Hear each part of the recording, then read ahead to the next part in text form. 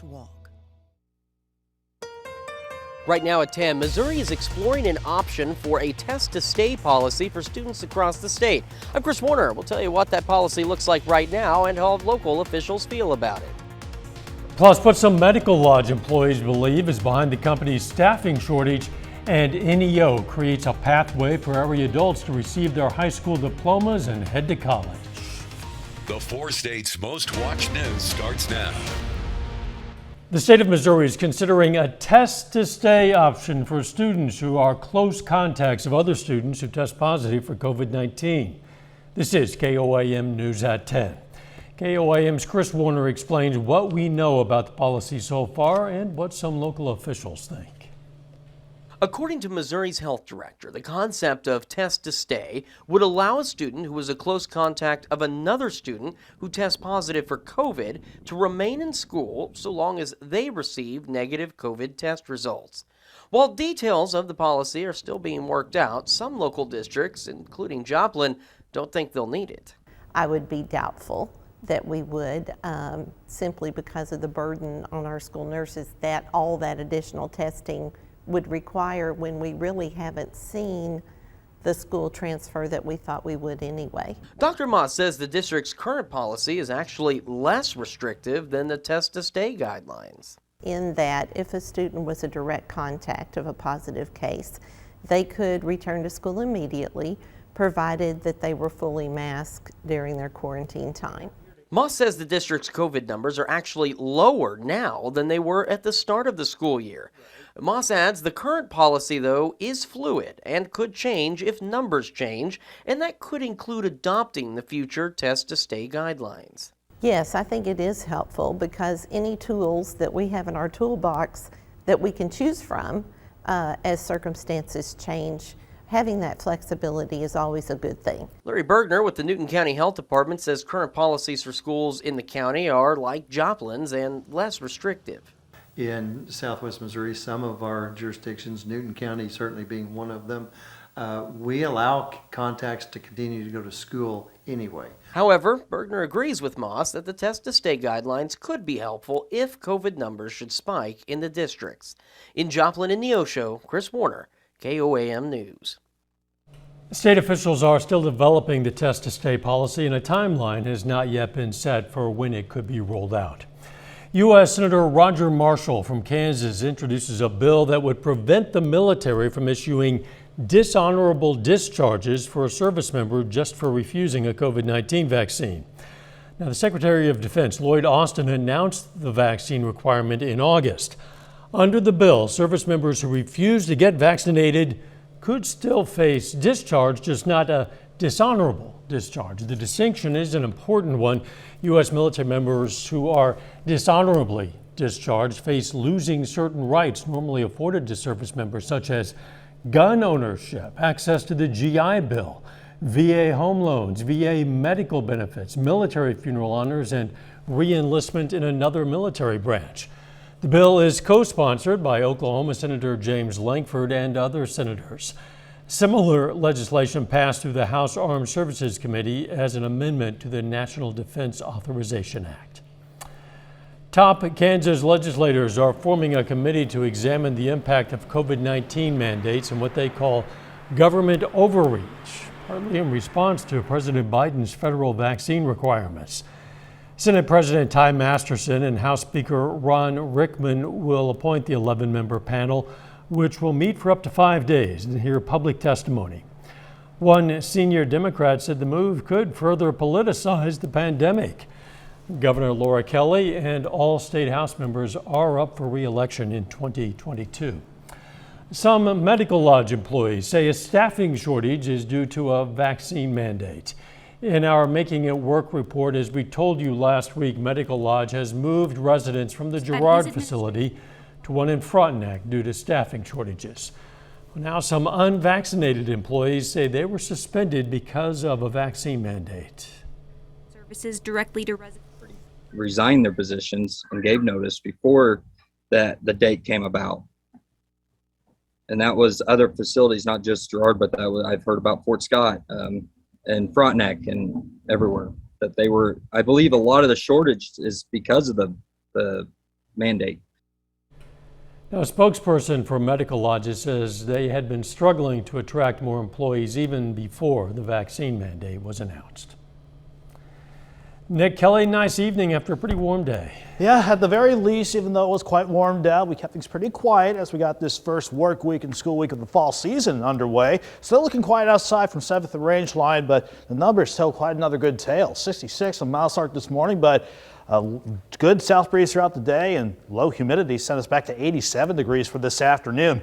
We kept things pretty quiet this evening. A wider look shows that while our southerly breeze has lightened up, seeing some cloud cover ready to work out of southwestern Kansas and central parts of Oklahoma. That's all ahead of our spinning upper level storm system across parts of New Mexico. That's going to bring rain chances over the next few days, but we're quiet right now. We're seeing temperatures mainly in the mid-60s to lower 70s.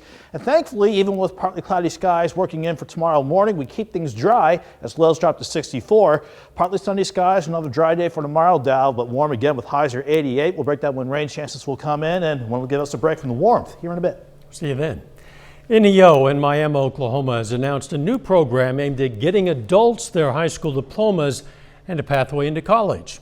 The aptly named Pathway to Degree program allows adults to earn their diplomas free online. They can then pursue an associate's degree at NEO. And so our program is designed specifically for that individual. So it's online, it's asynchronous, meaning you can do it anytime, anywhere. Now we do have expectations of you, and you have to do things at certain times, but we're very flexible. There's lots of support. There's an academic coach there to answer all your questions. There's teachers in every class that are very personal and available at all times. Now, to qualify, applicants must be 21 years of age or older, have completed at least some of their 10th grade year of high school, and be ready to earn an online associate degree from NEO. It was an emotional weekend in Wichita, Kansas, where the remains of a priest who died in a Korean POW camp returned home at last. The solemn moment took place more than 7 decades after Father Emil Capon's death. Jackson Overstreet reports. A hero's welcome home on the tarmac of Eisenhower National Airport. This plane carrying the remains of Father Emil Capon, the Kansas priest who died in a Korean POW camp over 70 years ago. It's absolutely exciting and overwhelming in many ways. Father Capon's casket, draped in an American flag, unloaded off the plane. His remains touching Kansas soil for the first time since he left the state for his military service in 1949. The bishops of the diocese have been hoping one day we might have the mortal remains of our beloved priest, Father Capon, back with us. And now it's come to pass. The return, an emotional one for so many, including Nick De La Sega, one of Father Capon's potential miracles. In 2011, I was running in a 5K and my heart stopped and people prayed and Father Capon saved my life and interceded for me. While De La Sega was watching the casket be loaded onto the hearse, another person was waiting outside the airport for his chance to catch a glimpse of the motorcade. Chase Keir nearly dying after a major head injury in a pole vault accident in 2008. While in the hospital, his family prayed to Father Capon. Keir recovering from his injury in a miraculous fashion. He's there. It's hard to describe all the feelings I got going on right now. As Father Capon's motorcade leaves the airport, headed to the priest's hometown in Pilsen, both men say they are honored to pay tribute to the one that they believe saved their lives. This is something that we never thought would happen. My heart was about to explode, just knowing that he's home after 70 years and how much that means to so many people. Again, Father Capon left Kansas for military service back in 1949. Still ahead, Pfizer is applying for an emergency use authorization for its COVID-19 vaccine. We're going to look at the potential timeline for its approval and why Facebook is abandoning plans for a kid-friendly Instagram. At some casinos. Big week ahead as Pfizer says it plans to ask for authorization of a COVID-19 vaccine for younger children. In today's Health Minute, Mandy Gaither has the latest on the vaccine timeline for kids ages 5 to 11. One step closer to better protection for children from COVID-19. In a matter of days, Pfizer CEO says the company plans to apply to the FDA for use of its vaccine in younger children. If they approve it, we will be ready with our manufacturing to provide this new formulation of the vaccine. For months, Pfizer has been testing 1/3 of the dose now given to adults and children ages 5 to 11. The company says this formulation is safe for that age group, but the FDA and CDC will have the final say. As soon as they get submitted to the FDA, I know the FDA is urgently planning to review these data. It will go from the FDA to the CDC, and we will review it with similar urgency, and I'm hoping in the order of weeks. Before a green light can be given for this vaccine in younger children, there's a lot of data to comb through. But one health expert says if Pfizer applies this week, a decision could come by the end of October. This is a vaccine for children, so getting the dose right in terms of both efficacy and side effects is crucial. Right now, Pfizer's vaccine is only approved for use in people 12 and older, but according to the American Academy of Pediatrics, more than a quarter of all COVID-19 cases reported nationwide are now in children, increasing the urgency to get kids protected. I wouldn't be so cavalier about this virus. We know that this virus has long-term consequences in a lot of people who contract it, including children. For Health Minute, I'm Mandy Gaither. Now, even when a vaccine does become available, a difficult task lies ahead in getting children vaccinated. Less than half of eligible U.S. adolescents are fully vaccinated against COVID-19. That's according to an analysis of CDC data. The COVID-19 pandemic has caused the biggest drop in life expectancy worldwide since World War II. Researchers at Oxford looked at 29 countries spanning Europe and the U.S. and found that almost all saw a reduction in life expectancy in 2020. In most of the countries, men saw larger declines than women. The worst was in the U.S., where men's life expectancy fell more than 2 years from 2019. United Airlines says nearly 99% of its employees have been vaccinated for COVID-19. The company last month announced that all 67,000 U.S. employees would be subject to a company-wide vaccine mandate.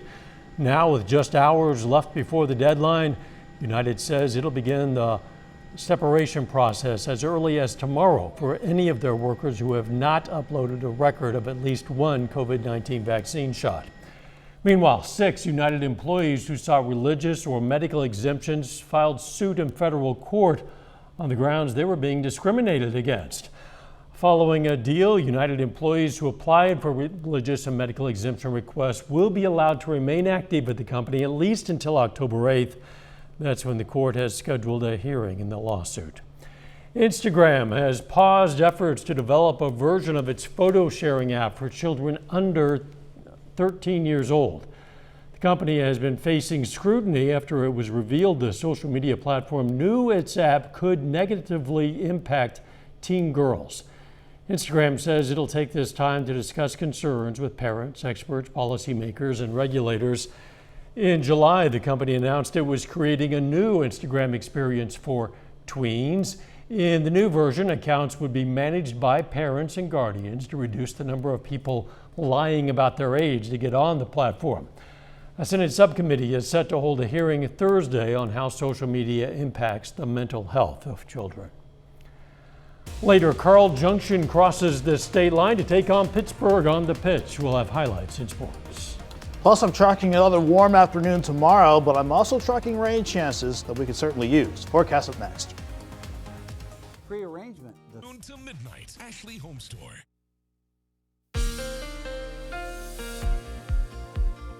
Yeah, we stayed a bit warm to get this first work week and school week of the fall season underway, but it was at least nice of Mother Nature to keep skies quiet, even though we had partly to mostly sunny skies throughout the day. You saw plenty of that from our time lapse outside of Seneca, Missouri, thanks to Indigo Sky Casino and Resort, of course. And that's how we looked throughout the entire course of the area, throughout the course of the day. And they gave us a repeat of temperatures for the most part. We had upper 80s for highs yesterday to wrap up the weekend. Mid to upper 60s this morning, and then we topped back out right around 87 degrees at Joplin Regional this afternoon. A few spots out west actually managed to hit highs near 90. We'll do these temperatures again tomorrow before changes. If you like fall, those types of changes on the way. We're looking quiet for 7th and Rangeline right now. Clear skies up top, 71 in Joplin with the south breeze at 5, and the humidity, it's climbing, but not too terrible at 66%. North and east of Joplin, we're seeing some mid to upper 60s now prevalent on the map, but once you go into southeast Kansas, northeast Oklahoma, mainly we're near 70 or into the lower 70s still at the top of the 10 o'clock hour. Still a good downward direction, especially after we had a good south wind throughout the day at 10 to 20 and gusts pushing near 30 at times. That's what brought us back into the upper 80s this afternoon. Now that breeze, thankfully, has lightened up, and it's going to stay this light, thankfully, as we go into the day tomorrow. With that said, the Skywatch Storm Tracker, we kept this nice and quiet all evening long with mostly clear skies. More cloud cover, however, building across southwestern Kansas, central parts of Oklahoma, not because of anything at the surface. I do want to point out, though, there is a cold front to the north. This doesn't do anything for us. The cold front in the Pacific Northwest, however, that's the one that will come into play as we get closer to the weekend.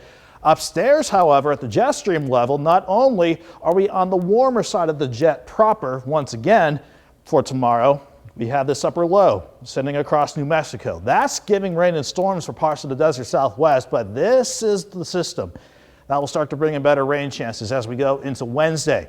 In the short term, though, again, that upper level low, this is going to bring in some partly cloudy skies throughout the course of the night and to get your Tuesday morning drive started, but nothing underneath the clouds, and we'll stay mild with lows dropping back mainly around 64 degrees. We'll stick with partly sunny skies throughout the course of the afternoon tomorrow. The feature track's kind of overdoing temperatures. I think even with partly sunny skies and a light south breeze at 5 to 10, I don't think we get too hot, but certainly going to be another warm one. 64 in the morning, 83 by noon, highs topping out right around 88 degrees. We keep quiet for Tuesday night and Wednesday morning, lows in the upper 60s this time around, but then that upper low really starts to kick in, and we'll see that result in scattered thunderstorms picking up certainly during the afternoon and as we head into Wednesday evening.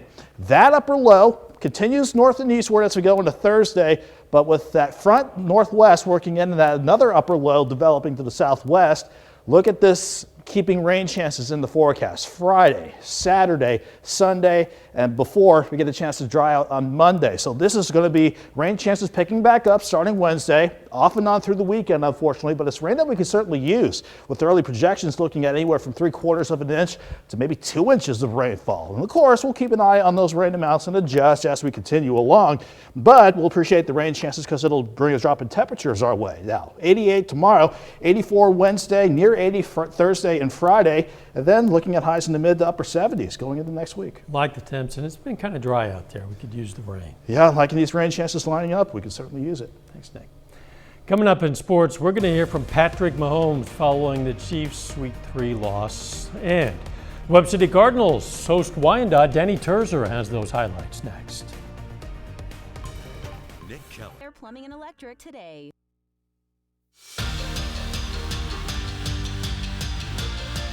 The Pittsburgh boys soccer team is 4-3 on the season, looking to bounce back today after a 1-0 loss to Fort Scott last week. Pittsburgh hosts Carl Junction today. 2 minutes into the game, Jacob Pellet up the line, lofts one from way far out over the keeper's head. Pittsburgh up 1-0. Then Kevin Mejia one-on-one with the keeper. He places it in the lower left corner. Mejia finds the back of the net again in the first half. Bouncing ball here, he's able to settle it through traffic. He scores. A solid first half, and the Purple Dragons go on to win this one 3-1. The Webb City Cardinals were shut out for the first time this season against Nixta last week. Cardinals looking to get the offense going today against the Wyandotte Bears. Wyandotte gets on the board first, Lexi Morgan crossing home. And then bases loaded, pitch is high. Carissa Pena scores off the walk. Still in the first inning, Cardinals defense stops that Bears momentum. They turn a nice double play here. First the out at first, then they get her at home, but Wyandotte hangs on, topping Webb City 3-0. The Kansas City Royals in action today, playing a makeup game. It's the Royals' last road game of the season. In Cleveland today, before coming home for 3 more against the Indians. In his first at bat, Salvador Perez down the line. That is fair. Good for a double. Nicky Lopez scores 1-0 Kansas City. Game tied at 3. Ahmed Rosario puts the Indians out in front. The solo home run. Royals will trail the rest of the game. Gotta see this though, Kyle Zimmer pitching to his brother Bradley. Bradley gets a home run off him. He's got some bragging rights now. Indians win this one 8-3. It's been a bit of a bumpy road for the Kansas City Chiefs this season. Every one of their games has gone down to the wire, but Kansas City has now lost 2 in a row after falling to the Chargers on Sunday. Turnovers were a big problem for the Chiefs in Week 3. They gave up the ball 4 times.